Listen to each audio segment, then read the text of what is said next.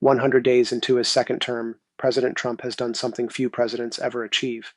He's changed the daily lives of millions of Americans, and not always for the better.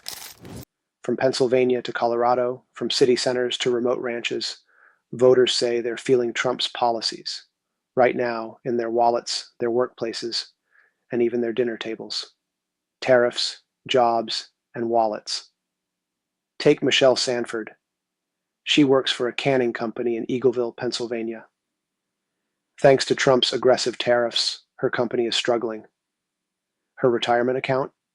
Sinking. Her husband?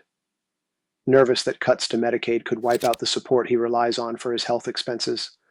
And her college-age son, biracial and a product of DEI programs growing up, is watching those programs vanish under a Trump-driven backlash.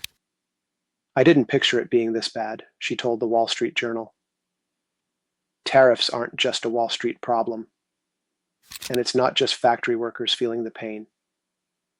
In rural Colorado, rancher Mike Homiak says frozen federal funding for agriculture projects has left ranchers already on razor-thin margins, scrambling.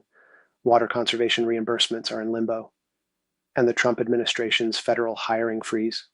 It's made it almost impossible to get help from government agencies. The economic instability and funding cuts have forced me to tighten my belt, Homiak said, and it gets worse. His girlfriend's job at a consumer goods company is now at risk, thanks to tariffs that hammer companies manufacturing in China. The squeeze on retirees. For retirees like Jackie Mehler in Erie, Pennsylvania, it's a double hit. She and her husband depend on Social Security checks that Trump's allies, including Elon Musk, now active in Republican circles, claim are riddled with fraud. She's cutting back, stretching soup for days, and worrying that rising pharmaceutical tariffs could make her critical medications unaffordable. We've been trying to make ends meet. Hopefully our car doesn't die, Mehler said. Hope amid the hardship. Yet, not everyone is ready to throw in the towel. Gene Tobin, a 50-year-old construction worker from Traverse City, Michigan, says he's in it for the long haul. Sure, things cost more now. Sure, the stock market's a mess. But Gene believes Trump's America First manufacturing push will eventually pay off.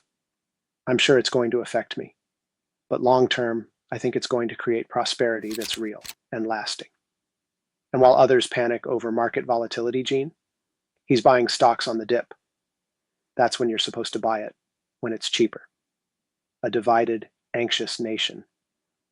The bigger picture, a nation increasingly divided, not just along party lines, but between those bracing for immediate pain and those betting it'll all be worth it someday. The Wall Street Journal's latest poll shows confidence in Trump's economic plans is slipping fast.